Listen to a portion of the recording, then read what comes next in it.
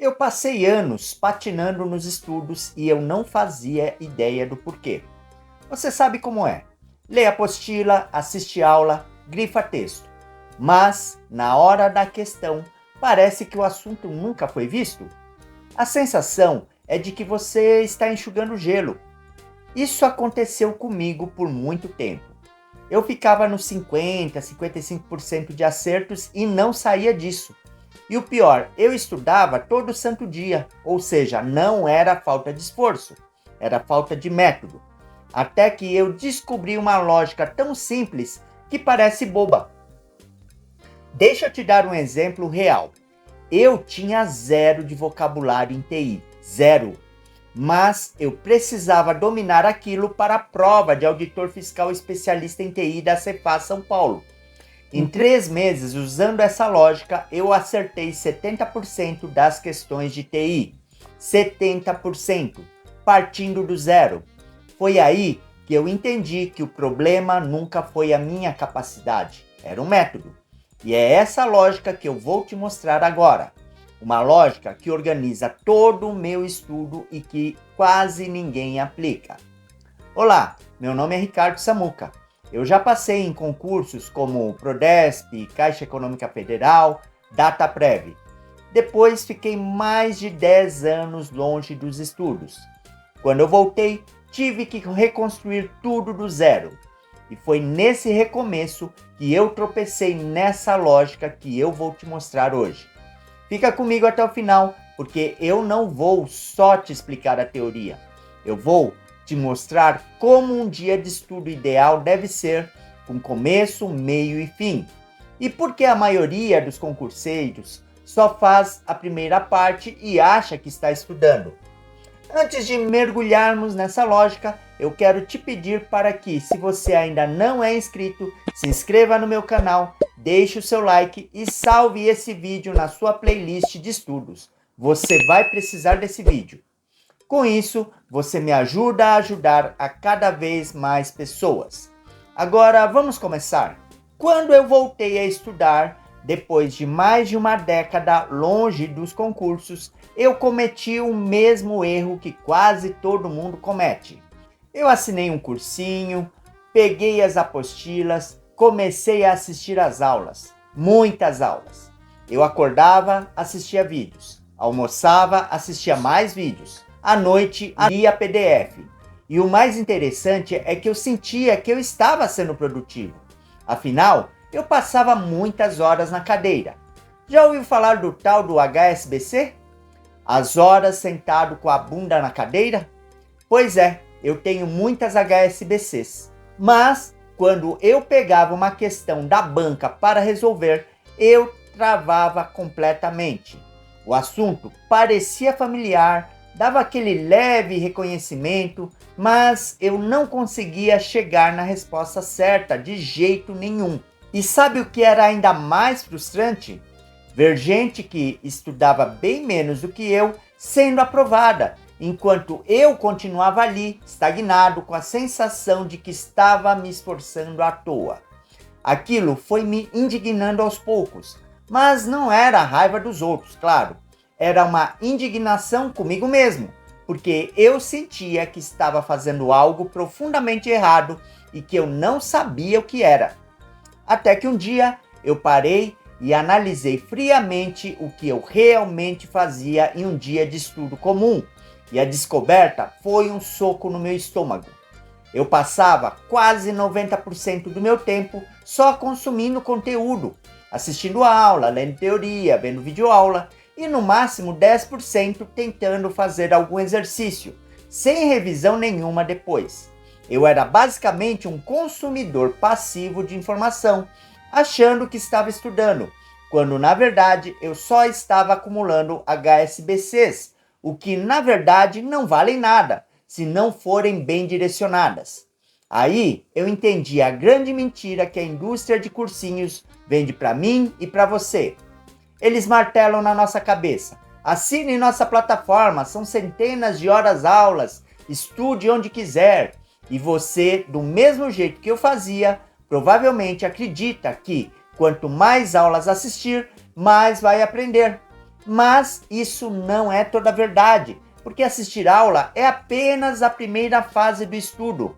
E se você ficar só nela, você não aprende, você só se ilude, só se auto-engana. Eu fiquei indignado por ter sido enganado durante tanto tempo e mais indignado ainda porque ninguém em todos esses anos tinha me explicado essa lógica tão simples.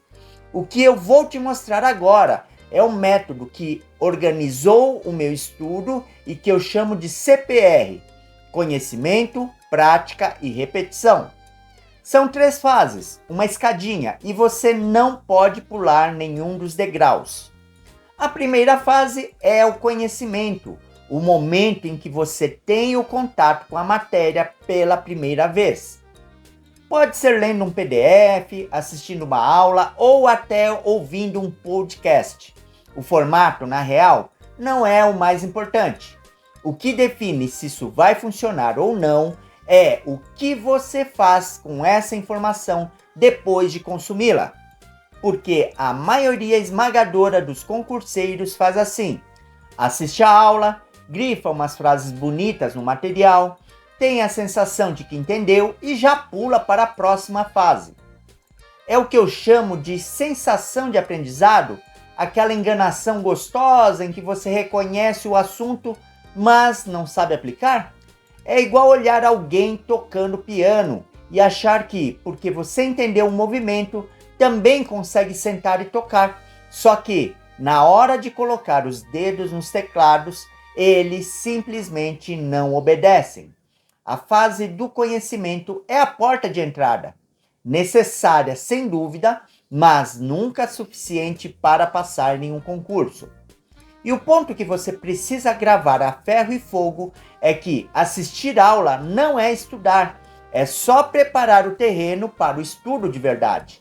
Eu mesmo, quando eu recomecei, passei meses inteiros trancado nessa fase, maratonando aulas de direito tributário, de TI, de administração, com a certeza ilusória de que eu estava arrasando, até pegar uma prova antiga e ver que não conseguia responder nem metade das questões. Aquilo me jogava no chão, porque eu tinha certeza de que eu já tinha estudado aquele assunto, mas simplesmente eu não conseguia aplicar. O conhecimento ele deve ocupar no máximo 30% do seu tempo de estudo. Se você estuda 3 horas por dia, apenas 1 hora deve ser dedicada a consumir conteúdo novo, e o resto vai para o que eu vou te mostrar agora. E aqui vai a grande virada de chave. Você não precisa e nem deve esgotar um assunto inteiro antes de começar a praticar. A maioria acha que precisa assistir a todas as aulas de direito constitucional para só depois fazer questões. E isso é um erro gigantesco. Você aprende um pedaço, como o princípio da legalidade, e já testa. Aprendeu sobre isonomia? Faz questão sobre isonomia, porque o aprendizado real não acontece no consumo da teoria, e sim na aplicação dela. Isso que eu acabei de te mostrar já te coloca na frente da maioria.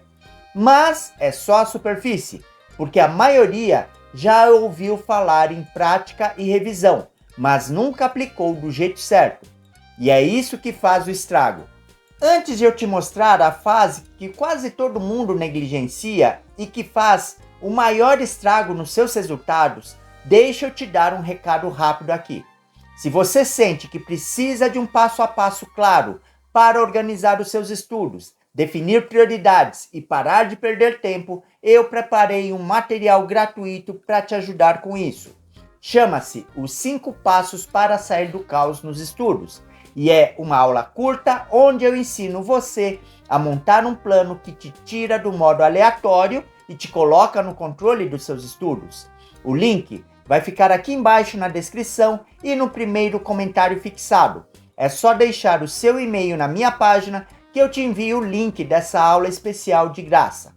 Agora, vamos para a fase que separa quem passa de quem só acumula cansaço. Se o conhecimento é a porta de entrada, a prática é a sala principal da casa. É aqui que o aprendizado realmente acontece, de forma viva e às vezes um pouco dolorosa. porque praticar não é simplesmente fazer exercício por fazer, é se expor ao desconforto de errar. E é exatamente nesse desconforto que o seu cérebro desperta. Quando você erra uma questão, ele entende que aquele assunto é importante para a sua sobrevivência, mesmo que seja uma questão de concurso, e levanta uma bandeira vermelha, abrindo caminho para a correção e a fixação. Mas a maioria dos concurseiros foge do erro com todas as forças. Faz uma questão, erra, sente aquele baque no orgulho e corre de volta para a teoria, tentando se sentir seguro de novo. E isso cria um ciclo vicioso que te mantém preso na fase de conhecimento para sempre. Eu também era assim, morria de medo de errar, até entender uma coisa que mudou a minha relação com o estudo.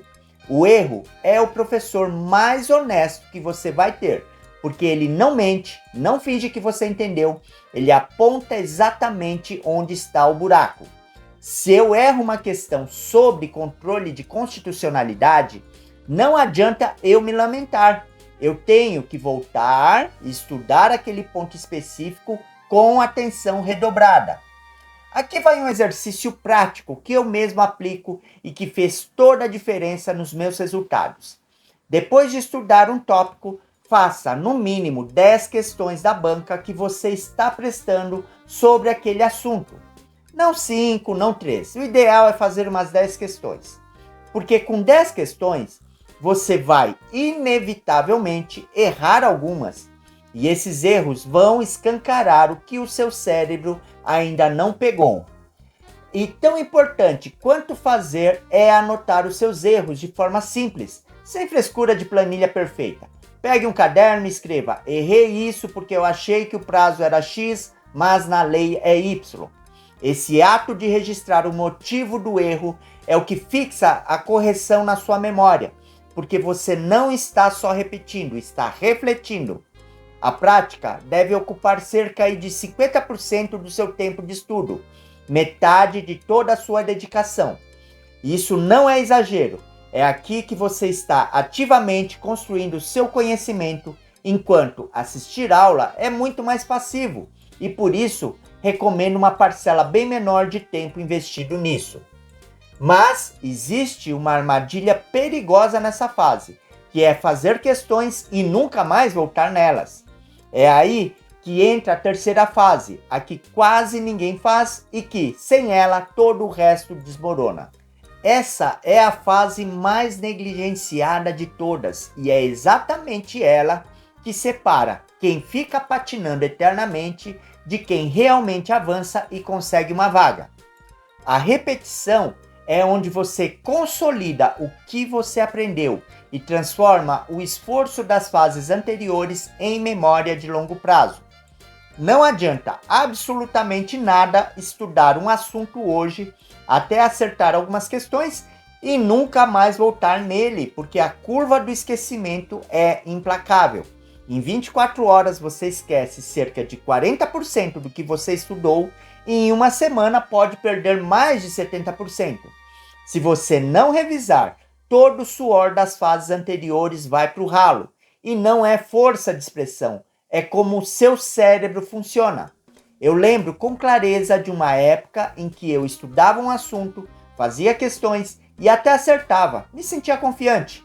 Mas aí, passava um mês, pegava uma prova antiga e o conteúdo tinha simplesmente evaporado da minha cabeça. Eu ficava com uma raiva imensa de mim mesmo pensando: mas eu estudei isso, como pode? A resposta era simples: eu estudei, mas não revisei. Então meu cérebro, seguindo a sua programação natural, descartou a informação por considerá-la irrelevante. A repetição não é luxo para quando sobrar tempo, é uma necessidade fisiológica, como regar uma planta. Você não rega uma única vez e espera que ela sobreviva para sempre.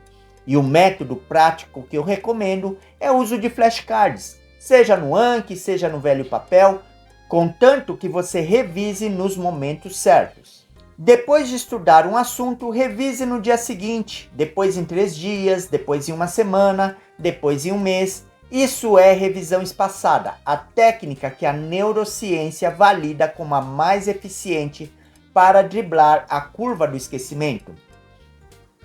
Então esse é o método CPR: conhecimento, adquirir conhecimento, prática e repetição. 3 fases, uma escadinha, e você não pode pular nenhum dos degraus. Se você está... Eu preciso ressaltar um ponto importante aqui para você. O que eu te mostrei hoje é a lógica central, é o que fazer. E saber isso já te coloca na frente da maioria. Mas esse o que, essa lógica sozinha, não vai te aprovar. Porque a pergunta que fica é: como você aplica isso em 10 matérias diferentes, com pesos diferentes, enquanto o edital está correndo? Como você revisa de forma eficiente sem se afogar?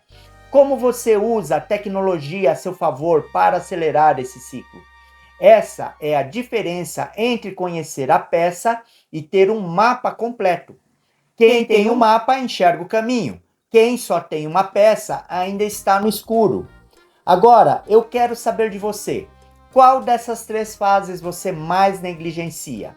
Me conta aqui nos comentários com sinceridade.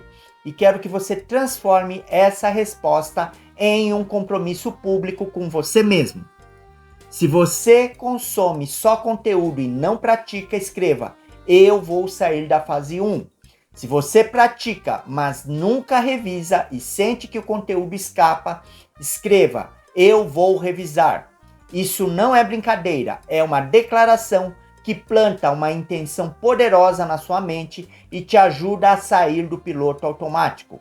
Não esquece de pegar o treinamento gratuito, os 5 passos para sair do caos nos estudos. O link está aqui na descrição e no primeiro comentário fixado. É uma aula curta em que eu vou ensinar como montar o plano para aplicar o CPR e parar de perder tempo. Se inscreva no meu canal, deixe o seu like e compartilhe esse vídeo com alguém que também está nessa batalha. Isso ajuda demais o canal e me motiva a continuar produzindo mais conteúdo gratuito para você. Um forte abraço e até o próximo vídeo.